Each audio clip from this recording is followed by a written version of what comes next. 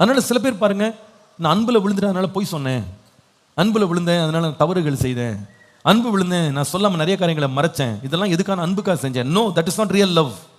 உண்மையான அன்பு இருக்குமானால் நான் பொய் சொல்ல முடியாது.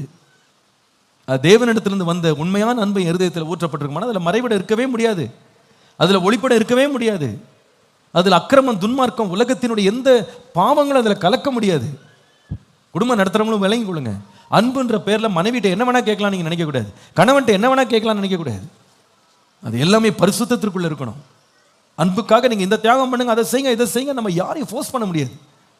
நம்ம அன்புன்னு உண்மையை இருதயத்தில் வைத்திருப்போம்னால் பரிசுத்த வாழ்க்கைக்கு நேராக நம்மை ஒருவரை ஒருவர் எப்படி பண்ணணும்னா கனம் பண்ணுகிறவர்களாய் பரிசுத்த ஜீவியத்திற்கு நாம ஒருத்தர் என்ன பண்ணணும்னா நம்ம தூண்டுகிறவர்களாய் ஏவுகிறவர்களாய் இருக்க வேண்டியது ரொம்ப ரொம்ப அவசியம். இன்னைக்கு நிறைய பேர் பாருங்க, இந்த சினிமாக்கள் எல்லாம் இந்த போஸ்டர்லாம் பார்த்து கண்ணில் பார்க்க முடியாது, அந்த அளவுக்கு கேவலமான போஸ்டர்ஸ் இருக்கும். எதை பற்றி படம் அப்படின்னா எல்லாம் அன்பை பற்றி படம். அன்பை பற்றி படம்னா எல்லாம் அரை நிர்வாணமாக படத்தை போட்டு அருவருப்பாக கேவலமான காட்சிகளை எடுத்து இதெல்லாம் அன்புன்னு சொல்லி மேலே ஸ்டிக்கர் ஓட்டுறாங்க. இது அன்பு கிடையாதுங்க. இது தேவனிடத்திலிருந்து ஊற்றப்பட்ட அன்பு இருக்குமானா அது எப்படி இருக்கும்? பரிசுத்தமாக இருக்கும். பாருங்க, நல்லா கவனிங்க. சில பேர் இந்த இன்ஃப்ளூயன்ஸ் இந்த தவறான இன்ஃப்ளூயன்ஸை அவங்க லைஃப்பில் வச்சுக்கிட்டு இதையெல்லாம் பார்த்து இதெல்லாம் அனுபவிச்சுட்டு இந்த சினிமா மோகத்திலேருந்து வந்தவங்க கல்யாணம் பண்ண பிறகு மனைவி கிட்ட என்ன சொல்றதுன்னா நீ இந்த மாதிரி உடுத்தாத வேற மாதிரி உடுத்துன்னு ஃபோர்ஸ் பண்ணுறது. ஏன்னா இவங்க அந்த எதில் பார்த்தாங்க, இதை அங்கே பார்த்தாங்க, திரையில் பார்த்தாங்க. திரையில் பார்த்துட்டு நீ இந்த மாதிரி உடுத்து, நீ உடுத்தி காட்டு. எப்பா அது அன்பு இல்லைப்பா, அது வியாபாரம். அது சிற்றின்பம், அது என்டர்டெயின்மெண்ட். That's not love. நீ லவ்வை போய் அங்கே போய் தேடாத, சினிமா கொட்டைகளில் போய் தேடாத, அங்கே போய் திரையில் போய் தேடாத. நீ கொடுத்த 50 ரூபா டிக்கெட்லாம் அன்பை யாருக்கும் விளக்க முடியாது. இந்த அன்பை நம்ம கொடுப்பதற்கு இயேசு தன் ஜீவனையே கொடுத்தார். ஹல்லேலூயா. அங்கே பார்த்துட்டு இப்படி இருக்கணும். சில பேர் பாருங்க, மனைவிமார் கணவன் மாற ஃபோர்ஸ் பண்றது, இப்படி இருக்கணும், அப்படி நீ உடுத்தணும், அப்படி தோற்றம் அளிக்கணும், இந்த ஹேர் ஸ்டைல் பண்ணணும், நீ மாதிரி அந்த மாதிரி இருக்க முடியும், மற்றவெல்லாம் எப்படி இருக்கா, நீ ஒண்ணுமே உனக்கு தெரியல. இது ஏன் நடக்குது அப்படின்னா you just got the wrong example. தவறான ஒரு காரியத்தை நீங்க பார்த்துட்டு ஓ அங்கதான் அன்பு பெருகுது போலன்னு நினைக்கிறாங்க.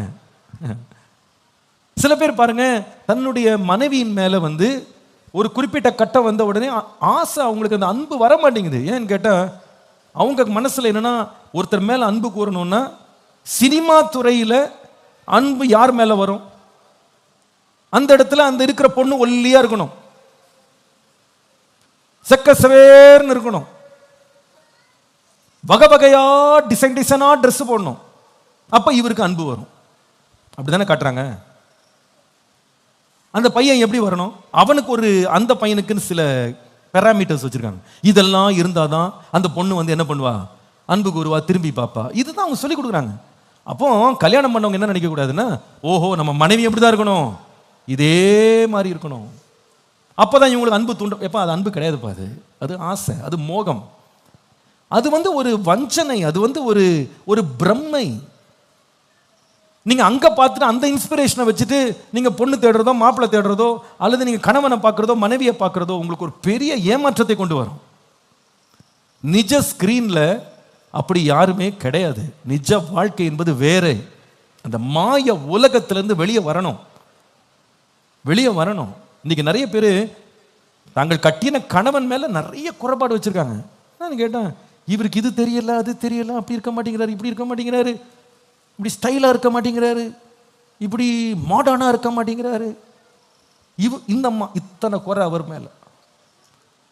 அவரை கேட்டீங்கன்னா பொண்ணை பத்தி அத்தனை குறை. பொண்ணு நான் மனைவியை பத்தி பேசுறேன், மனைவியை பத்தி அவ்வளோ குறை. அவளுக்கு அது தெரியல, அவங்கெல்லாம் எப்படி இருக்காங்க, இவங்கெல்லாம் எப்படி இருக்காங்க, அவங்க எப்படி ட்ரெஸ் பண்றாங்க, அவங்க எப்படி மேக்கப் பண்றாங்க, அவங்க எப்படி ஸ்டைல் பண்றாங்க. என் மனைவி அப்படி இல்லையேன்னு இவர் வந்துகிட்டு இருக்காரு. ஏன்னா இந்தம்மா அந்த மாதிரி பிரசன்ட் பண்ணாதான் இவருக்கு அன்பு வரும். இது நாடகம்பா, இது நடிப்பு. அந்த அம்மா இப்படி அழகா நிக்கிறாங்க அப்படின்னா அதுக்கு 4 மேக்கப் மேன் ஃபுல்லா தலையை போட்டு தடவிட்டு கிடக்காங்க ராத்திரி எல்லாம். முகத்தை போட்டு என்னென்னமோ ஃபவுண்டேஷன்றாங்க, அதுக்கப்புறமா 2 மாடி 3 மாடின்றாங்க. இதெல்லாம் போட்டு தான் இந்த செட்டப் இந்த கெட்டப்புக்கு வர வேண்டியிருக்கு. இதுல அந்த ஆளு நடிகர் அப்படியே தலையை அப்படியே விரிச்சு போட்டு போறாரு. அந்த அளவுக்கு முடி இருக்கு. ரியல்ல பார்த்தா வெறும் வழுக்க தலை தான். அப்ப இவ்வளவு செட்டப்பும் எவ்வளவு நாள் நடந்திருக்குது. இந்த ஃபேக் விக் இருக்கு பாருங்க, இந்த ஃபேக்கான ஒரு விக்கை போட்டு அதை பார்த்து மயங்கினவங்க தான் திரையில இருக்கிறாங்க. நிஜத்துல வரும்போது இந்த விக் என்ன பண்ணிடுவாங்க, கழட்டி போட்டு வந்துடுவாங்க. இதை என்னாலும் போட முடியாது. ராத்திரி படுக்க போகும்போது அத்தனை மேக்கப்பையும் கழுவி மொத்தமா ஃப்ளஷ் பண்ணாதான் ராத்திரி தூக்கம் வரும். So you cannot just expect that people should stand to some fake standards.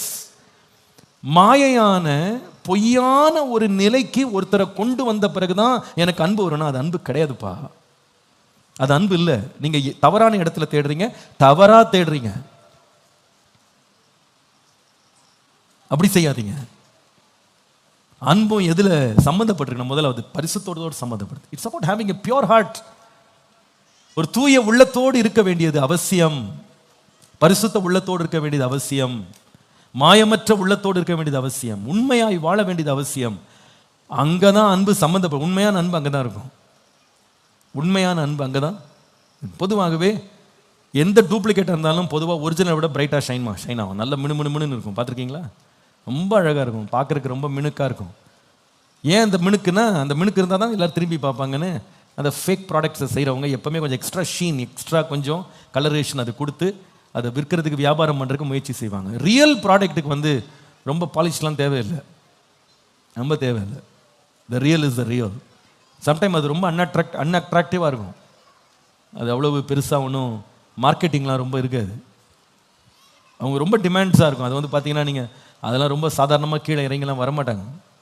யோசித்து பாருங்கள். இப்போ நாங்கள் சமீபத்தில் ஏதோ ஒரு ஊருக்கு போயிருந்தோம், மலேசியா நினைக்கிறேன். மலேசியா போயிட்டு சாப்பிட போயிருந்தோம். ஒரு இடத்துல சாப்பிட்டு கார் வரைக்கும் நடந்து வரும்போது ஒரு சின்ன தெருக்கடை மாதிரி, மார்க்கெட் மாதிரி, அந்த இடத்துல பார்த்தீங்கன்னா கூவி கூப்பிட்றாங்க, வாங்க வாங்க வாங்க வாங்க அப்படின்னு. என்ன அது இருக்குது அப்படின்னா, ஃபுல்லாக ஆப்பிள் ப்ராடக்ட்ஸ் தான். ஆப்பிள்னா நான் சொல்கிறது இந்த ஆப்பிள் ஃபோனு, ஐஃபோனு, இந்த ஏர்பாட்ஸு மாதிரி எல்லா ப்ராடக்ட்ஸையும் ரோட்டில் போட்டு வச்சுருக்கான்.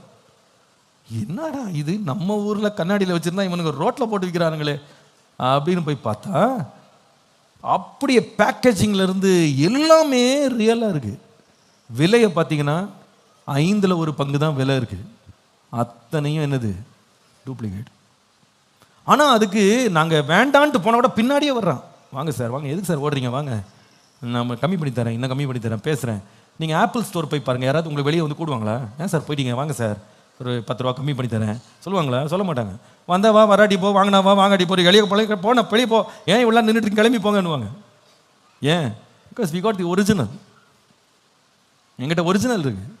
உண்மையான அன்பு எப்படி இருக்கும் தெரியுமாப்பா? பரிசுத்தமாக இருக்கும். புருஷன்மாருக்கு நான் ரொம்ப தயவாக சொல்கிறேன், உங்கள் மனைவி மேலே நீங்கள் தேவ அன்போடு நீங்கள் அன்புடன் வாழ்வதற்கு பரிசுத்தத்தை தேடுங்க. மனைவிட்ட உங்கள் கணவன்கிட்ட அன்புள்ளவர்களாக இருப்பதற்கு பரிசுத்தம் உள்ளவராக இருக்கிறாரா அப்படின்றதுல கவனம் செலுத்துங்க.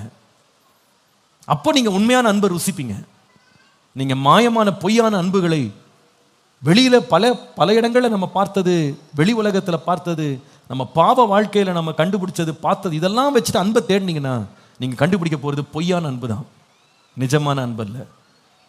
பரிசுத்தம் உள்ளவர்களாக இருந்த அன்புள்ளவர்களாக தேவனுடைய அன்பினால் இருதயம் நிரப்பப்பட கர்த்தர் நமக்கு உதவி செய்வார்.